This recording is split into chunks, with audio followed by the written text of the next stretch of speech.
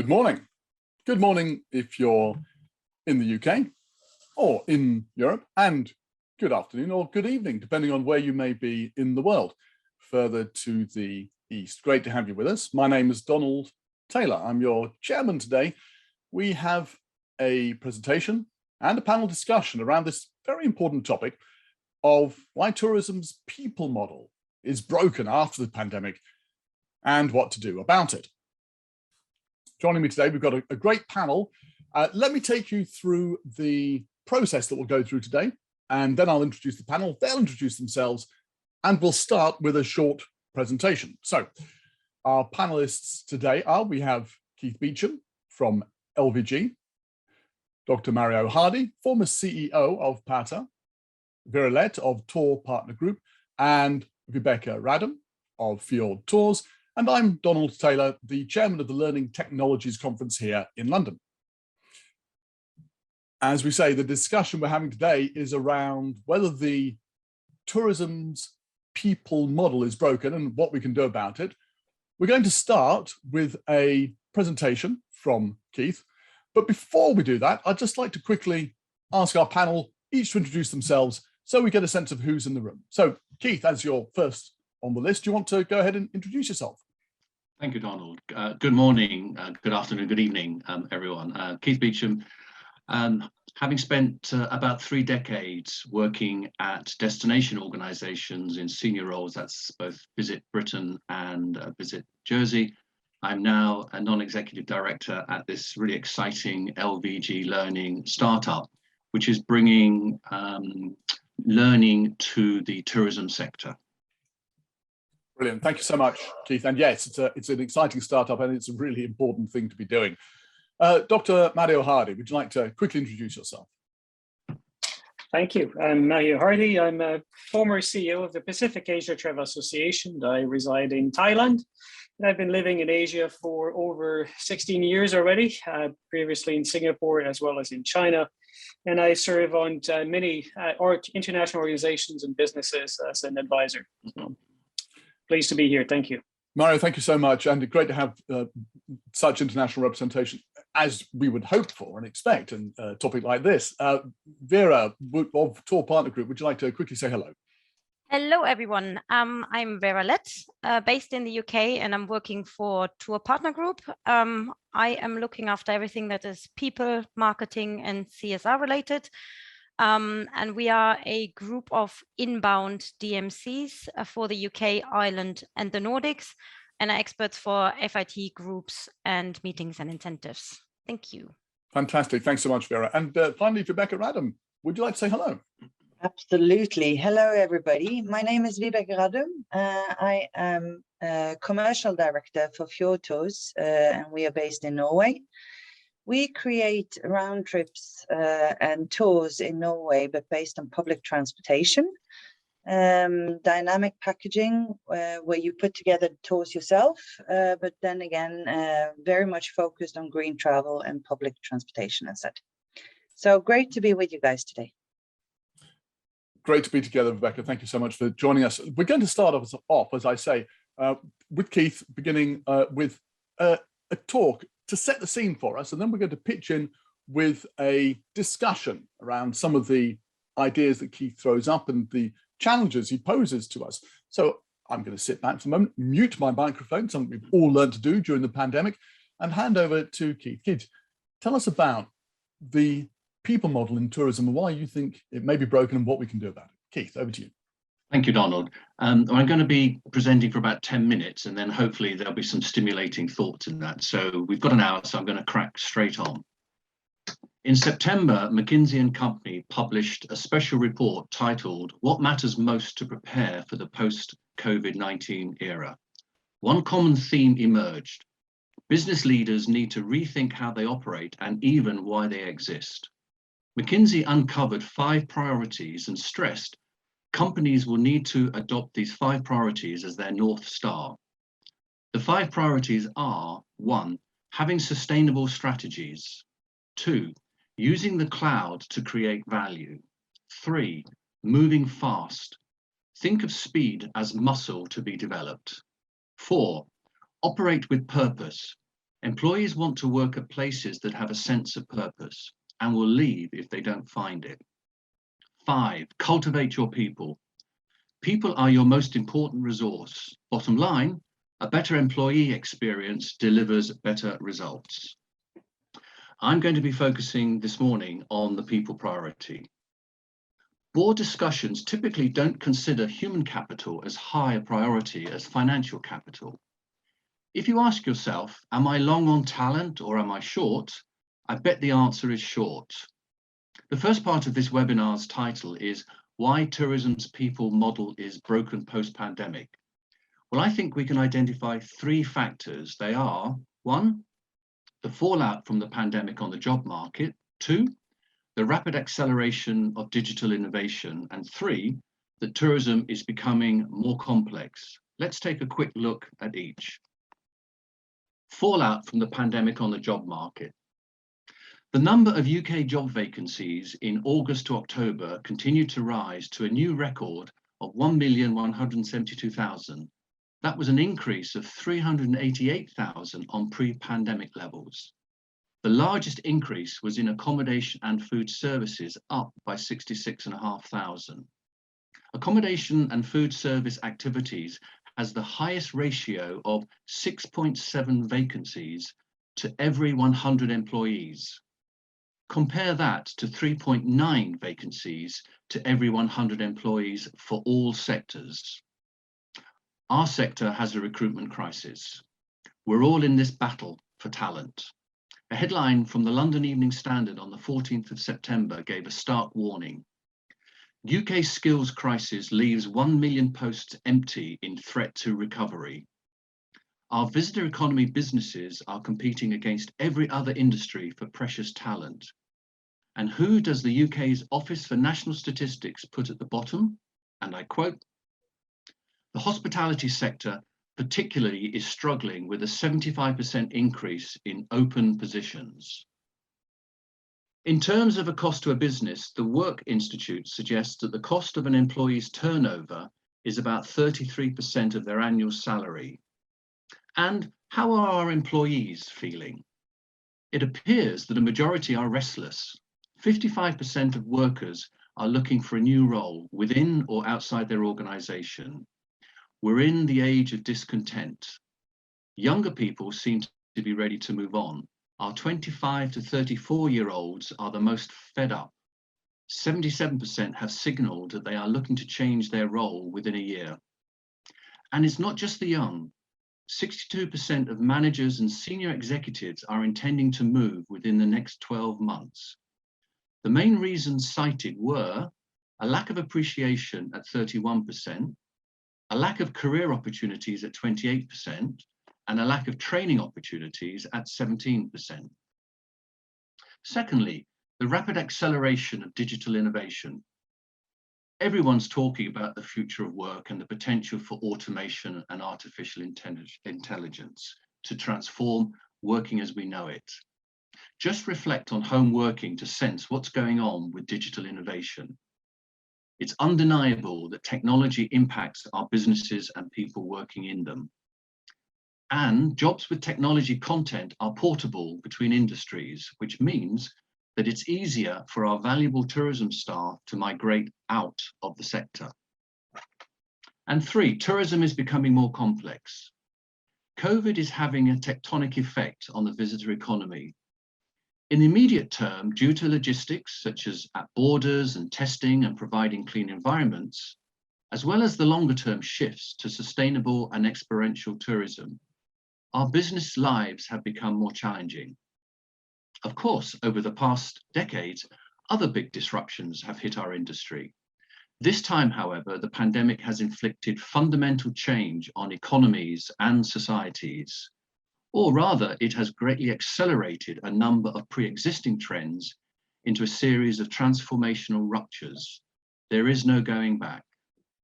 So, the tourism people model is broken because of the fallout from the pandemic on the job market, the rapid acceleration of digital innovation, and that tourism has become more complex.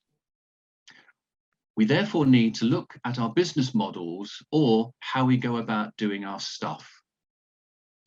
It will be how we as leaders attract, nurture, train, and enthuse our people that will make the difference between being a laggard or a leader post-COVID. Frankly, coming up with a business strategy isn't the hard part. Leading your talent to deliver it is the hard part. For me, 3 key thoughts encapsulate this post-COVID business model opportunity. 1, return on investment. 2, building competitive advantage. And 3, sustaining that competitive advantage. Return on investment. Tourism consistently lags the rest of the economy in productivity.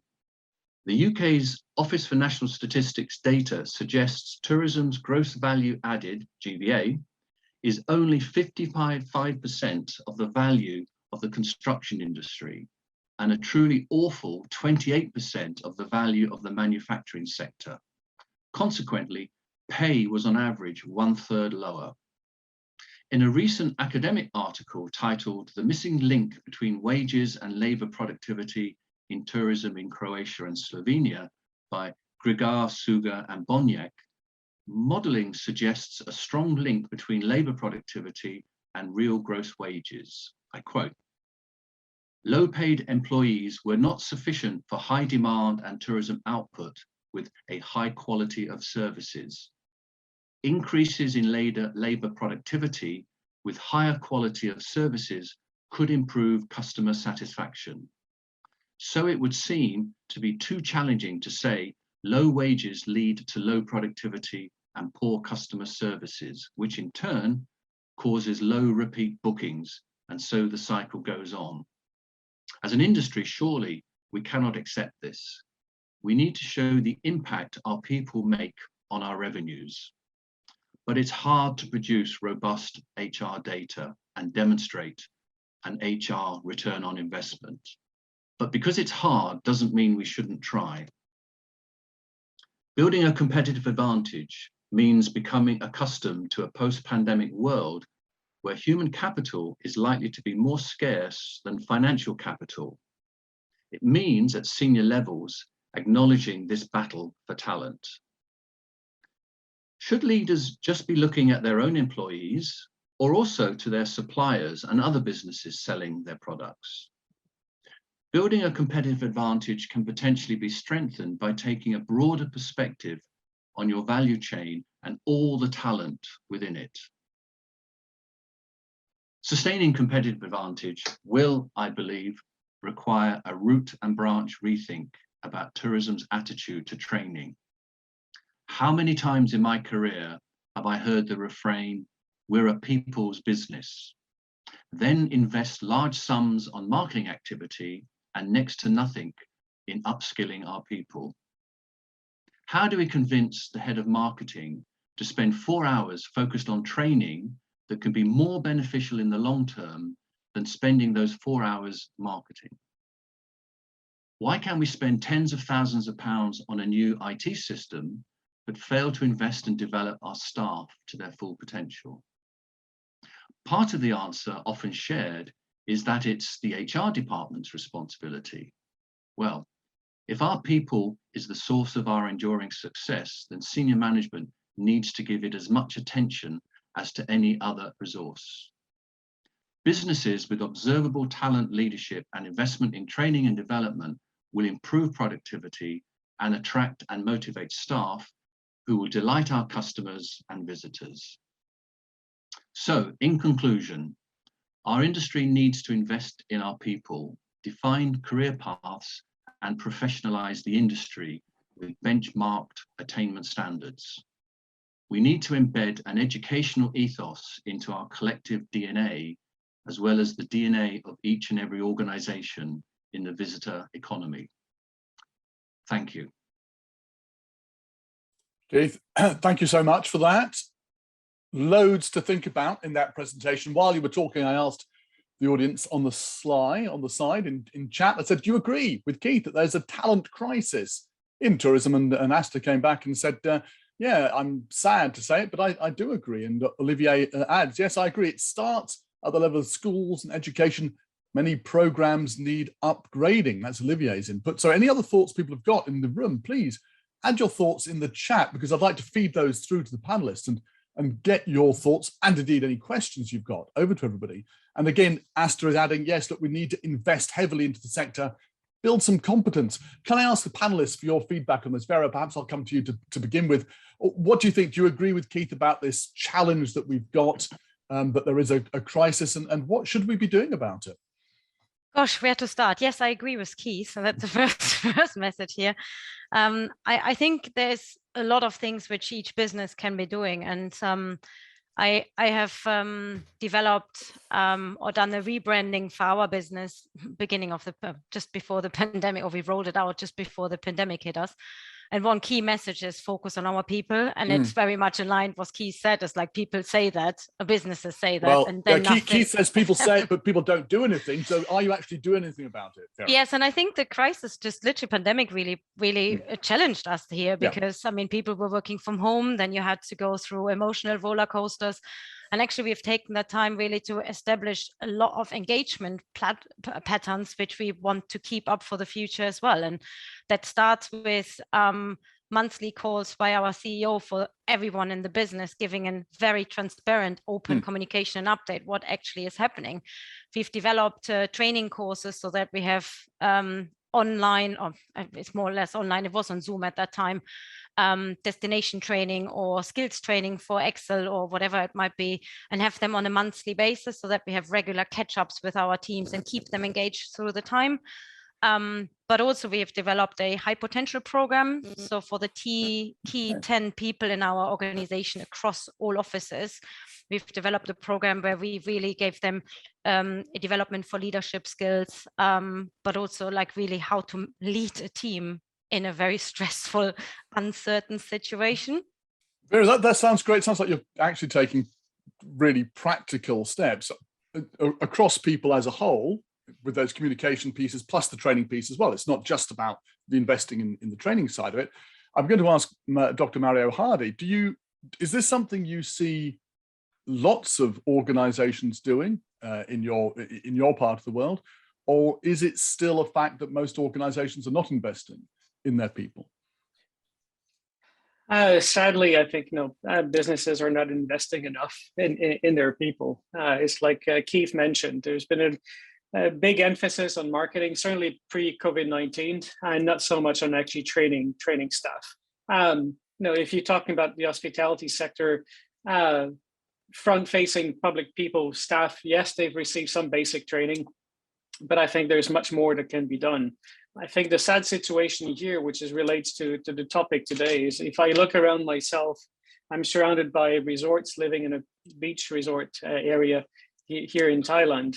And many of the hotels are actually struggling to get staff. Many of them have moved on. They moved on to other sectors and are not particularly interested to come back to tourism at the moment, for the same reason that Keith mentioned before.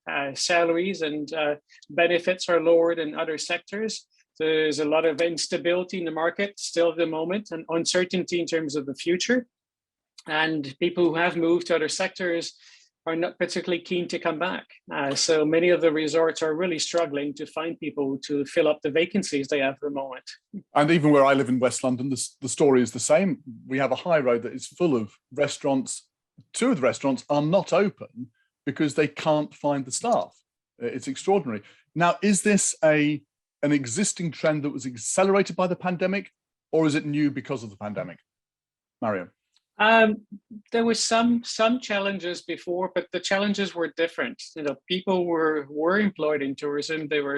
Jobs were filled, but people had a tendency to hop from one job to another very frequently and very fast, simply because they were maybe getting a better compensations across the street and would move much more frequently than they did before.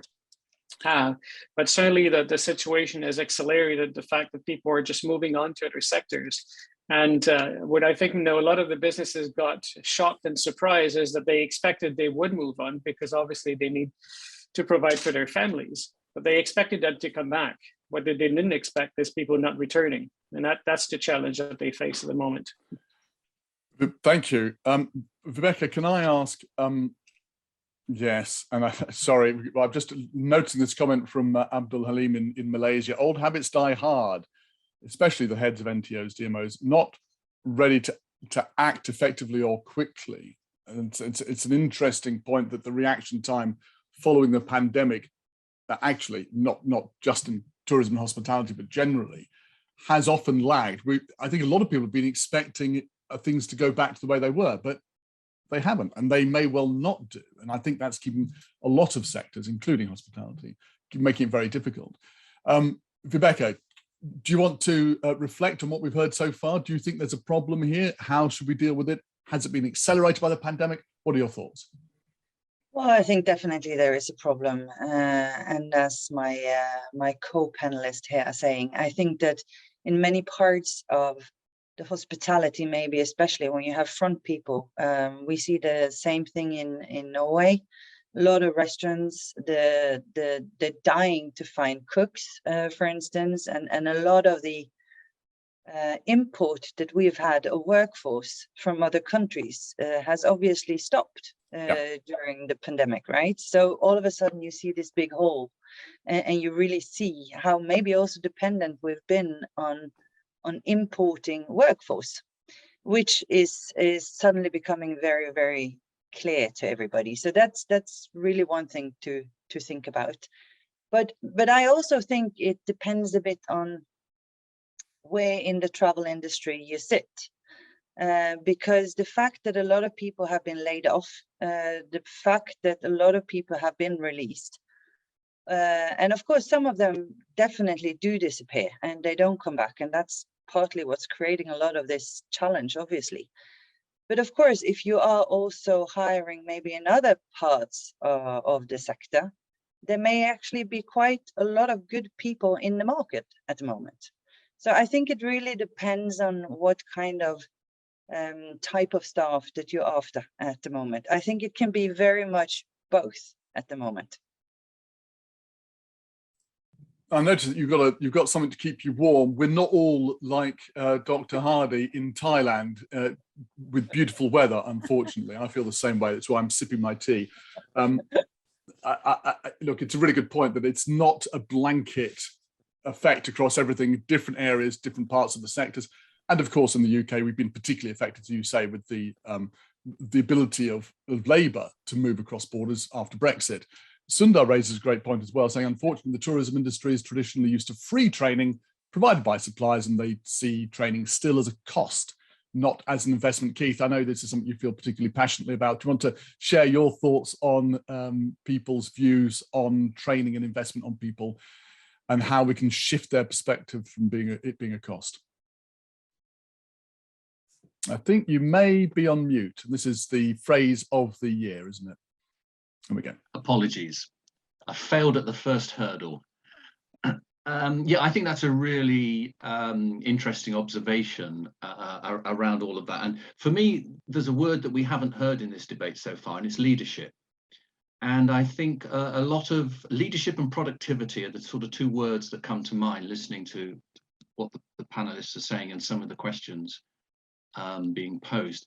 And I think we're sort of looking for leadership here within our sector, and government changes all around the world the rules to COVID, and then suddenly there's a big outcry that something needs to be happening, and we tend to look at the government to provide support. And that's not wrong, because government are imposing these new regulations on our industry, so they also have a responsibility to mediate those impacts.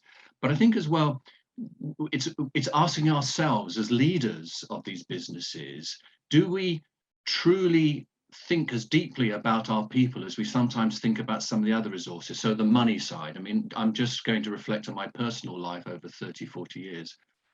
I've been to hundreds of audit committee meetings where we've spent afternoons looking at the financial of the company, and perhaps spent a lot less time in conversations with the HR professionals looking at the human side of our businesses. And that's around that leadership. It's saying, who are we, what do we want to be, and where do we generate these advantages for our companies? And ultimately, our people are the source of our enduring successes as businesses. And so, when it comes down to that, it's how do we find, how do we recruit, how do we train, how do we motivate? And I think leadership is the word I haven't heard, that I think it would be interesting to explore. Do we feel as managers we are providing that level of input so that this low productivity that our sector all around the world experiences can be addressed?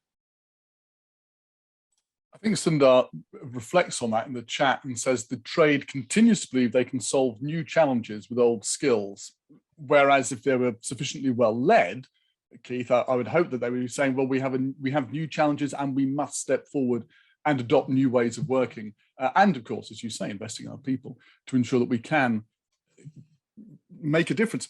It's not just hospitality. You know, I work across the learning field and I see this in pretty much every sector. People are having this difficulty of persuading people that, again, to Sundar's point, training is not necessarily a cost, it's an investment, but it involves that shift in mindset. We've been talking about people a lot generally. I'd like to shift on to another question here, which is, actually, Asta is backing you up, Keith, on that point. Great point about leadership and board responsibility. It's not just the government. We need the whole value chain of tourism working together. And that actually takes me on to my next question. We talk about people a lot. We need to look after our people. They are our greatest asset and they provide the differentiation between one organization and the next. But when you say people, what exactly do you mean? That's the question which I'd like to look at now. I'm going to come to Rebecca first. Who do you include when you talk about your people? Is it just the direct employees of the organization, or are you talking about suppliers, distributors, possibly even customers as well? Who are the people that you need to include in your ecosystem when you're talking about getting people skilled up, investing in them? Rebecca. Yeah, I think you need to look wider, or at least you need to look wider to find solutions also to the people challenge.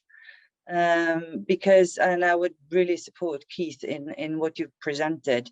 I mean, with the digitalization, with the automation, with the skill set we also need in people, and you can find also a lot of valuable solutions with your customers, right? So I think that to sort of solve this problem, you cannot look isolated on the staff.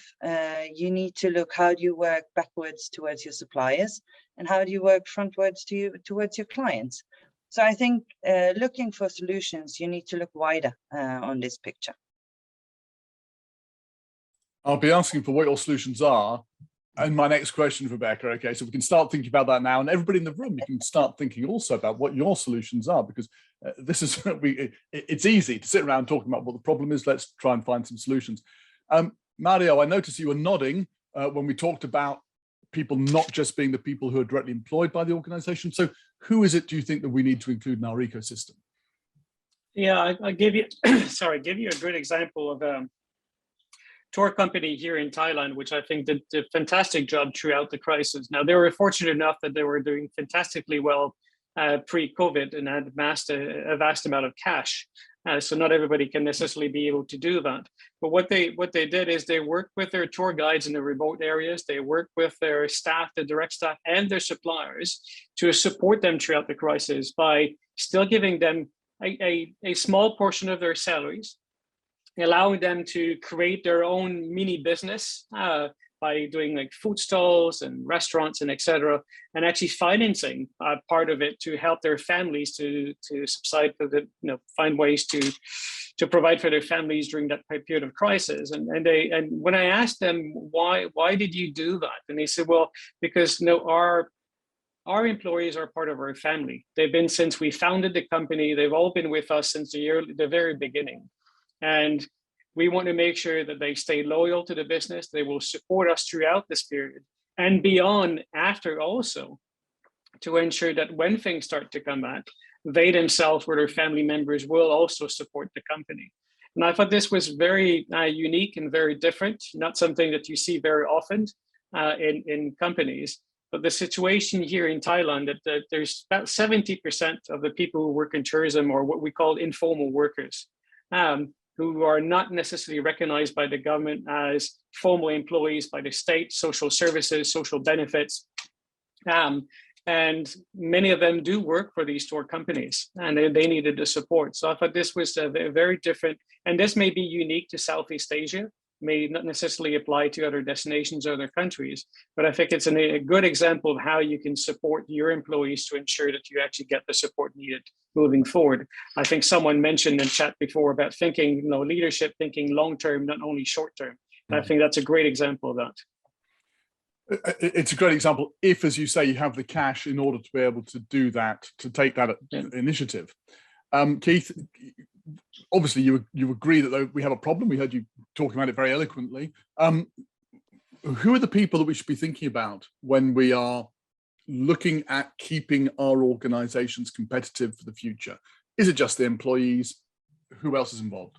I think it clearly starts with employees, because that's the audience which you have most contact with, and are able, in a sense, to provide that sense of fulfillment for your employees. And that clearly, is around all of the conditions that you have those people working in the organization, and that, from the hard things such as the salaries that are paid, through to the whole terms and conditions and, in a sense, set of benefits, and training, for example, is part and parcel of that performance management. But I think, and again, I'm reflecting on my career, and I'm thinking at the times when I've really felt a fulfilling role, a fulfilling job, clearly is when I've got a sense of purpose, first of all. So that comes back to this sort of leadership and mission, and where is it that we're trying to go as an organization. But it's then working with other suppliers and partners to deliver on that common agenda. So my background is working for DMOs. So it's working with suppliers, hoteliers, attractions, and others to come together with a common aim, to be clear what that is, and then work together to provide those solutions. That can include, for example, seminars, webinars, joint trainings when you're looking to develop, say, marketing activity. So reaching, it's almost like, the stone in the ocean or the river, the lake, you get the ripples. So the first ripple are your own staff, then you can start talking about your suppliers, you can bring in your marketing agencies, and aligning the efforts of all of these corporations and firms and the individuals in those firms can be then very, very powerful. I like the idea of the stone in the lake, and we imagine this placid lake, and it ripples out, and we get a wider and a wider group of people, and there is no real boundary to it. Everyone's involved, everything is interconnected here. By the way, I've asked the audience for what their views are on what the solutions are. We're getting a lot of solutions, ideas coming through, which is fantastic. Thank you. I'll be bringing those up in a second. Very, very quickly, if I can just ask you, who's involved? Is it the employees? Is it a wider ecosystem? If we're finding it difficult to justify paying for training for our own employees, how on earth could we justify putting effort into supporting other people outside the organization? Vera. Well, I see it more the other way around. And Sundar, I think, mentioned it on the chat earlier that, DMOs or suppliers have given training to the tourism business. I don't think necessarily that's a bad thing. And especially in a crisis where we don't have cash to spend.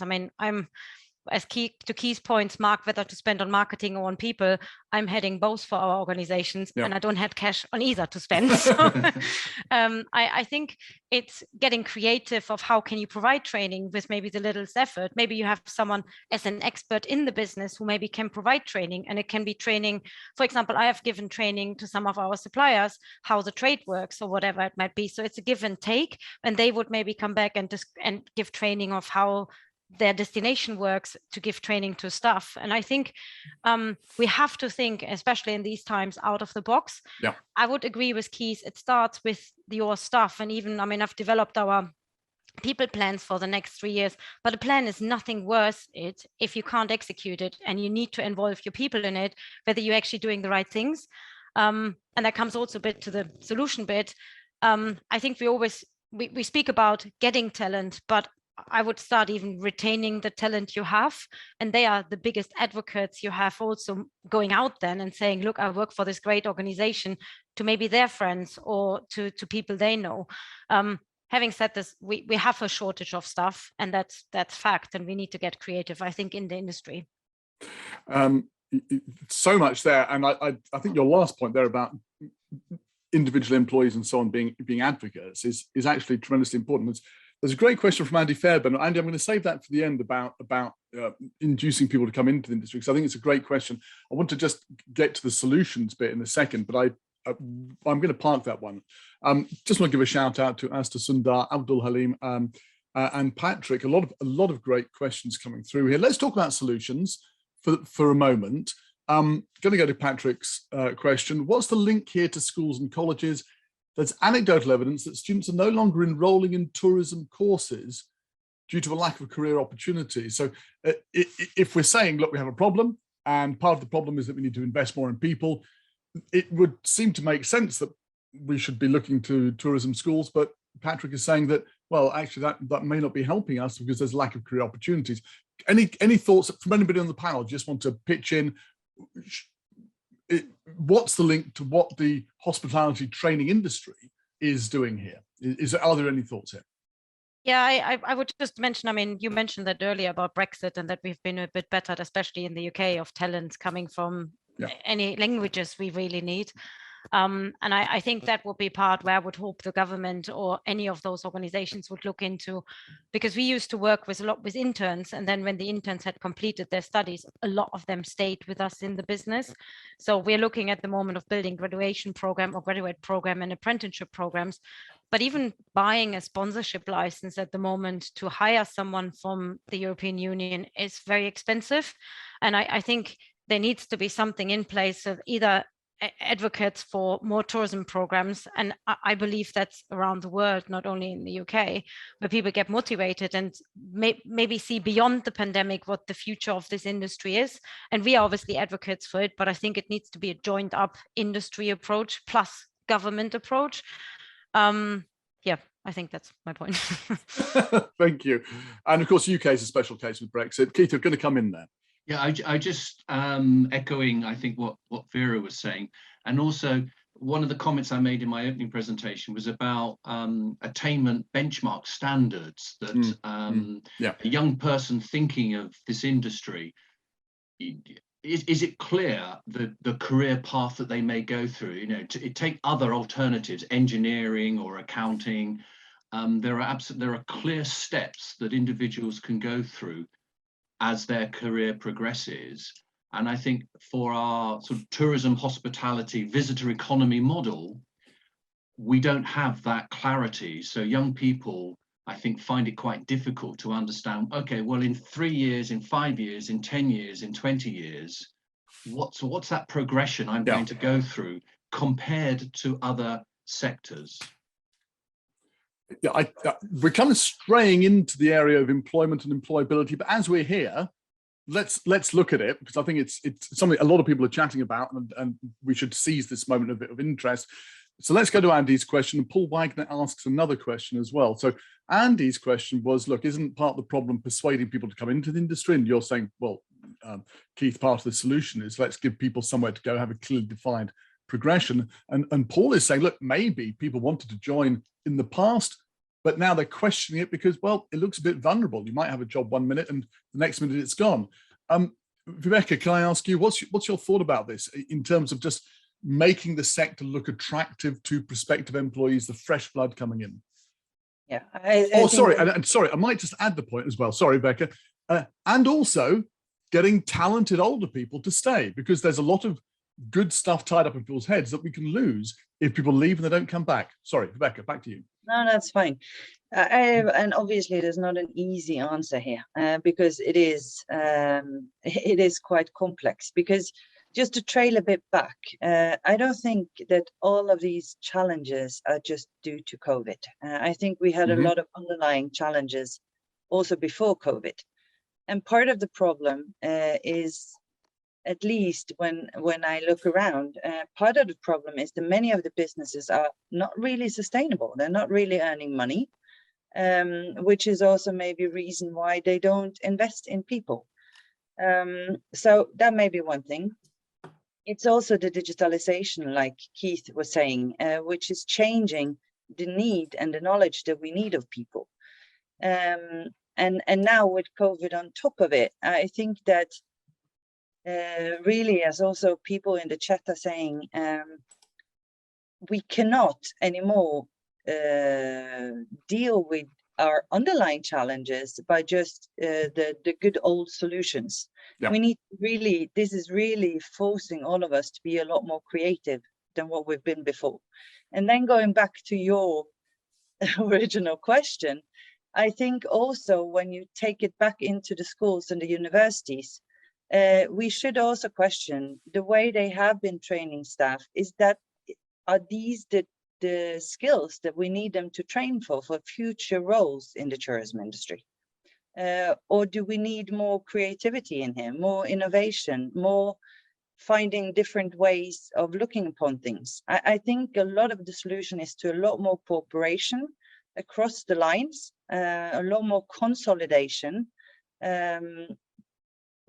because we need to find completely new solutions to how we do things. Olivier in chat would agree with you. He says, it is a disaster.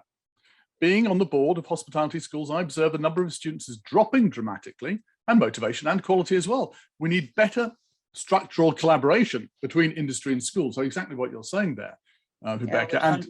Yeah, 100% agree with that. I think there's a lot of distance between a lot of the training and the schooling system and the industry. But I think also that a lot of the universities can be solutions to a lot of the challenges. They tend to be maybe more creative, looking at things from a different angle than what we do when we are right in the middle of the industry. Paul raised this point about how do we get people to come into the industry when they may not be sure they get a job. I don't know, maybe they get a job immediately, but they don't have one in 6 months' time. Do you have any thoughts about that, Rebecca? Well, I think that probably varies from industry to industry. I mean, if you go back in time, there's been different industries where there were sort of more uncertainty. At the moment, and with COVID, I think our industry has been really hard hit. But there will be other times. So I'm not so, I think that's maybe more for right now, maybe more short-sighted than maybe a long-sighted thing. So the effect on employment and instability is a short-term thing, but the need for quality training and quality people coming into the industry with better structured education is a longer-term thing. Okay, Tim raised a great point about the EU Pact for Skills. Thank you for raising that. And of course, governments, national and supranational, are taking it very seriously. The EU is taking skills seriously, as we say here. Singapore, yesterday, I think, released the report on future skills for Singapore. As a city-state, Singapore is taking its role very seriously in promoting skills. So there are pockets where it's happening around the world. Mario, can I come to you about this? By the way, when we do these panels, we always start off with a list of questions, but we get fed with these great ideas from the chat and it goes all over the place. So I'm just going to ask you, Mario, to reflect on all of this. What's the answer? Just in 30 seconds, what's the answer to the whole problem? We've got education, we've got employment, we've got unpredictability. 30 seconds, go ahead. Wow. I'm going to address just the first part of your question you asked before about retaining the good talent you already have, which is often quite a problem for many organizations. And even when I was the CEO of the Pacific Asia Travel Association, we faced that same issue too at the early stage of COVID. And actually, what I found is by just talking to your staff, sit down one-on-one, go and grab a coffee with each one of them, and understanding actually what uncertainties or worries they may have, what potentials they have also. And I spent a fair amount of time, drinking a lot of coffee with many of our staff to just try to get to know them a little bit better. And what I discovered, in some of them, sometimes it's just a question of offering them more flexibility to be able to work from home, maybe a few days a week. Well, actually, for now, it's mostly from home for most of them, or having flexible hours or other simple things that they just needed. But also what I discovered by talking to them, that we had this immense talent in some of our staff that I just wasn't aware of, that many of us in our office just didn't know, that outside work, they were doing so many other activities that could be really relevant for the organization. And these skills weren't applied to work because they had a defined job description.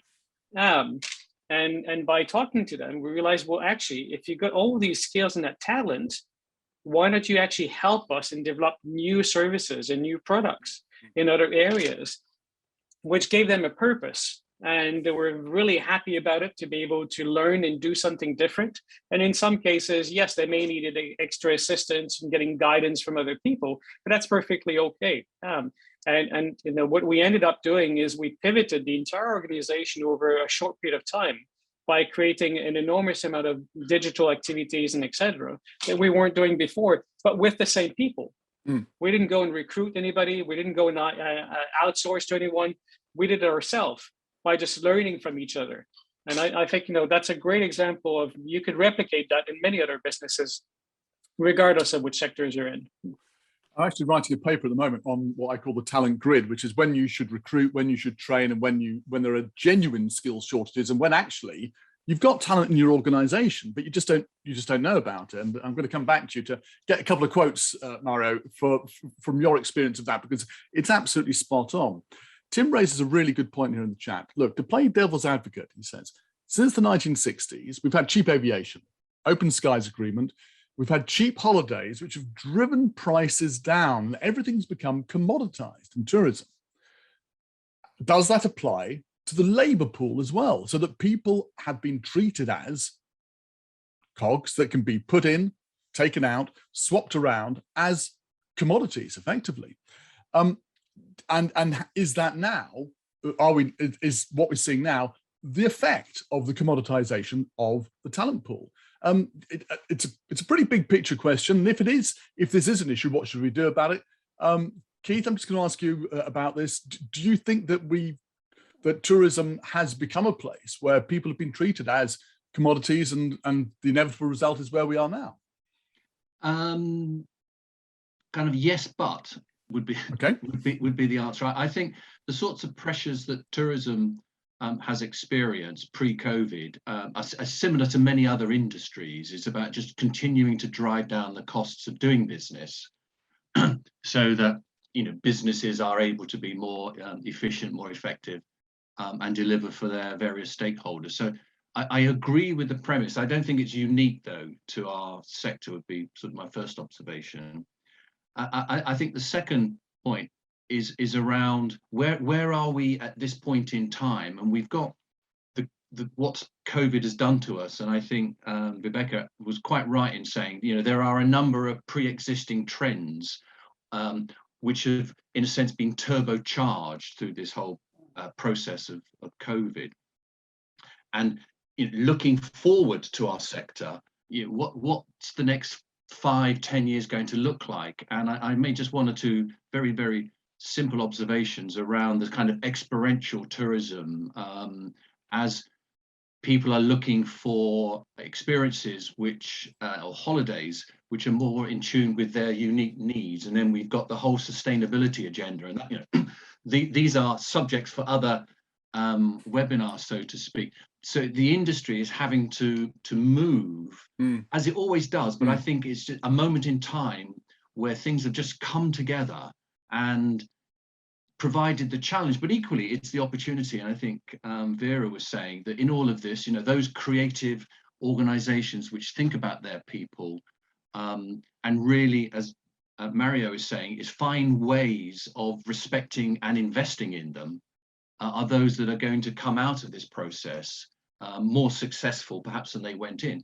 And yes, there will be casualties, and in fact we all know casualties, and I'm sure we've all got friends in the industry who are no longer in that industry. So that's quite a long answer to say I do agree, but I'm not sure it's unique to us. You agree it's not unique, and also you're saying that there are routes out of it, which is not to treat the product and the talent as commodities, but rather to specialize and to offer something that is differentiated and, might I also say, probably carries a higher margin. Is that fair enough? And that's where the marketeers would come in to understand what their potential customers are looking for, and then presenting the product in a way that delivers on those experiences and consumers. I'm going to get to Vera on this, and then to Vibeke. Then Mario, I'm going to come to you on that and on another question as well. So Vera, very quickly, you treat your people clearly differently and from what you were describing earlier, they're not simply commodities that come in and out, and you can replace Bob with Jane at the desk.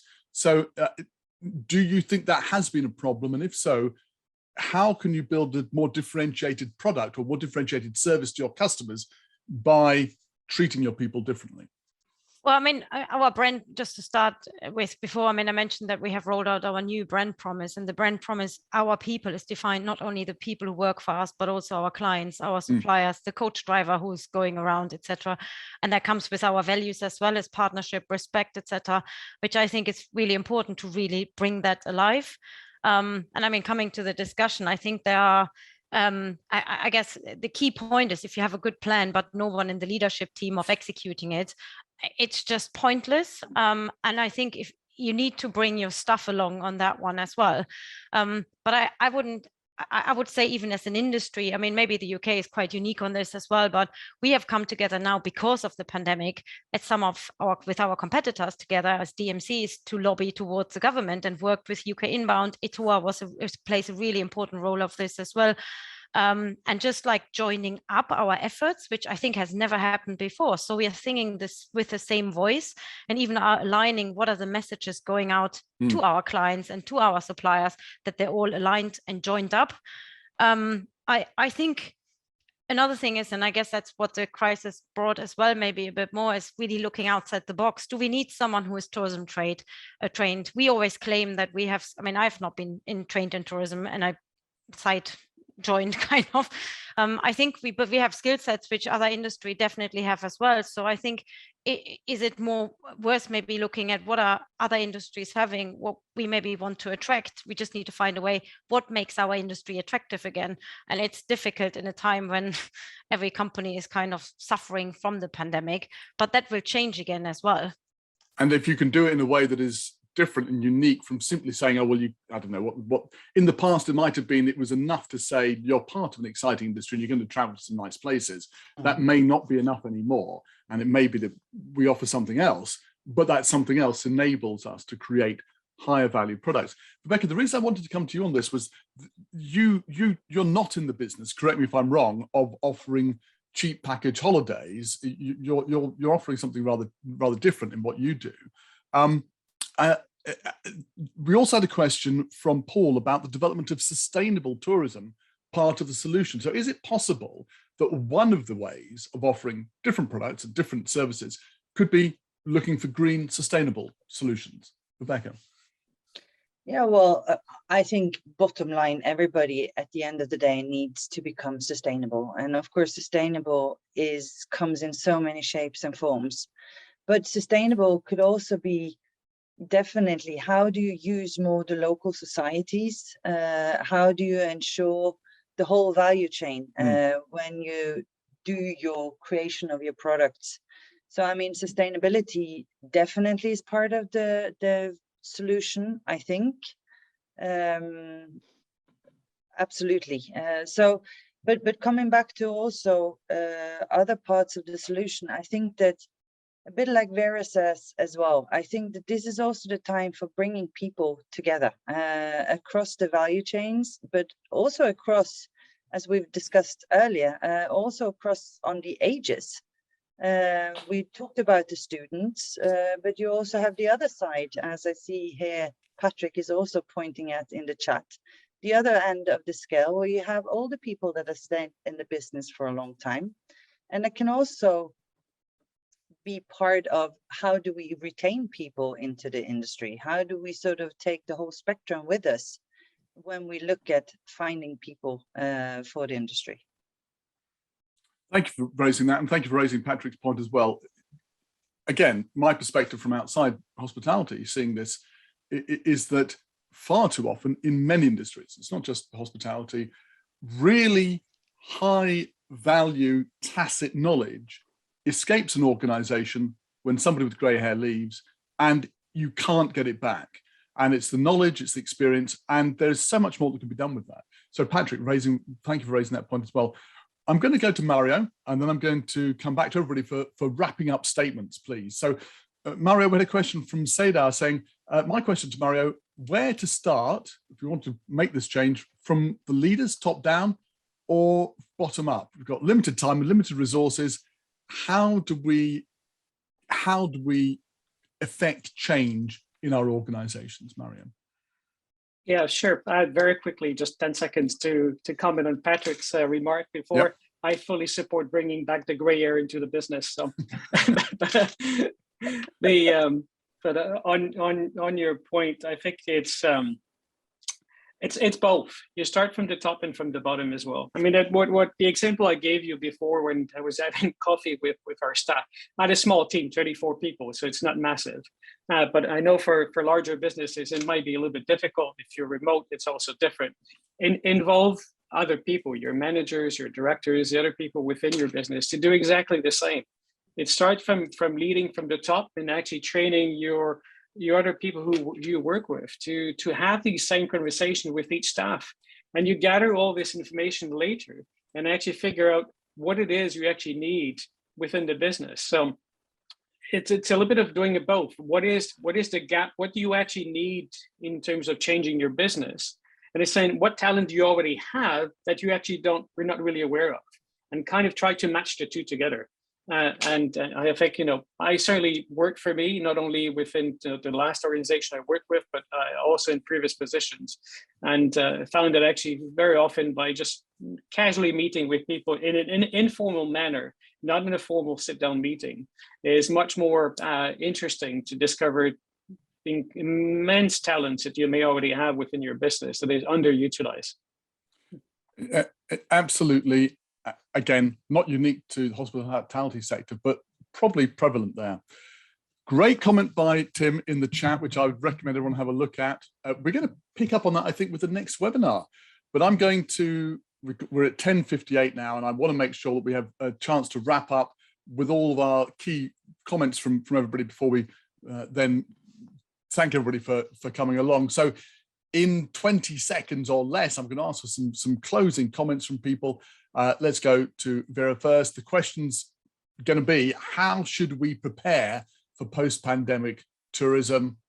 Vera, what's your thoughts? Well, I mean, first of all, regarding the pandemic, just my slogan is always keep going. And as you can see, there's always hope. So with regards to the talent problematic, I think invest or start investing now. And I mean, investing doesn't always need to be cash, but starting about ways how you want to treat your employees, what you want to give your employees, and then get creative how you can maybe get that without investing the cash you maybe don't have right now, and then making plans of when the cash comes back in. And I saw the comment about salary. We are going through a massive salary review of all our stuff at the moment, and that's mainly focused on the retention bit. Yeah, and as the last bit, I mean, shape the future, and the future starts now. So fantastic. So keep going, and don't be afraid to invest. A very bold statement. Keith, what's your view? But how can we get ready for post-pandemic tourism? Well, I guess a final thought. I suppose I'm an optimist at heart, and if you believe that the world will be wealthier and healthier in 5 years from now, then I think we should bet that our industry will be stronger as well. In the shorter term, though, I guess we'll continue to see more pushing towards kind of efficiency and automation. But as leaders in our sector, I think it's investing in this. I think I'm echoing what Vera said. It's about investing time as much as money in how we hire, train, and retain our own employees. And that's really, I think, a key challenge at the moment. Hire, train, and retain with a view on the horizon in the long term. Vibeke, do you agree? What's your solution for the long term? Well, I think no matter how challenging it is right now, people will always want to travel. I think whatever we do in tourism, it is core to what people forever will want to do. So I seriously don't think that our industry will die, but I think that we're probably at the point where we should also take the opportunity of the challenges that we now sit in to dare to do things differently, to search for different solutions, to work closer and find maybe different people and different parts and companies to cooperate with, to maybe consolidate more, and to work differently within the value chain. And I think that will then also maybe bring a different focus on people, because you will have to change also there. So I think we should actually use the opportunity. Don't waste this opportunity to do things different. And don't imagine that the old ways will still work, is what I'm reading there. You have to dare to be different. You have to change. Mario, what's your take? How do we get ready for the future? I strongly believe that actually tourism is and will come back. The question is how long it will take, but it will definitely come back. And I think we have a great opportunity to restart travel in a better way moving forward. So invest, as all of us have said, invest in your people, invest in your talent, but also, being a sustainability advocate, I would say, take this opportunity also to consider the sustainability element of your business. One, because it will attract talent moving forward, and also because your customers will be demanding it moving forward. So it's a great opportunity to take this downtime to assess your sustainability credentials, and in making sure you're redoing your business better moving forward. It's always difficult when things seem tough to take the time to build for the future, but that's the message I'm getting from everybody here, is that now is the moment to really think about where we're heading. I've just dropped a note in the chat here. Our next webinar is on February the 24th at 10 o'clock in the morning UK time, and there's a link to it. It's about training, expense or revenue generator. Is this the moment to, as our panel have suggested, think the unthinkable, think outside the box, and build for a future plan? I want to say a big thank you to everybody in the audience. We've had some really thoughtful commentary. Thank you so much. And it's not all been everybody agreeing with each other. We've had challenges, and that's been super. Thank you so much. And thank you to all the team at Enocta for putting this together in the background, making it possible.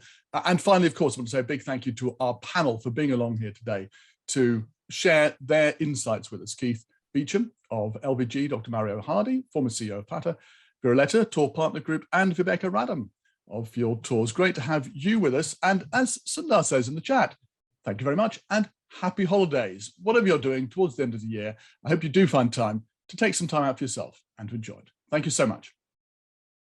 Thank you everyone for joining. Thank you. Thank you.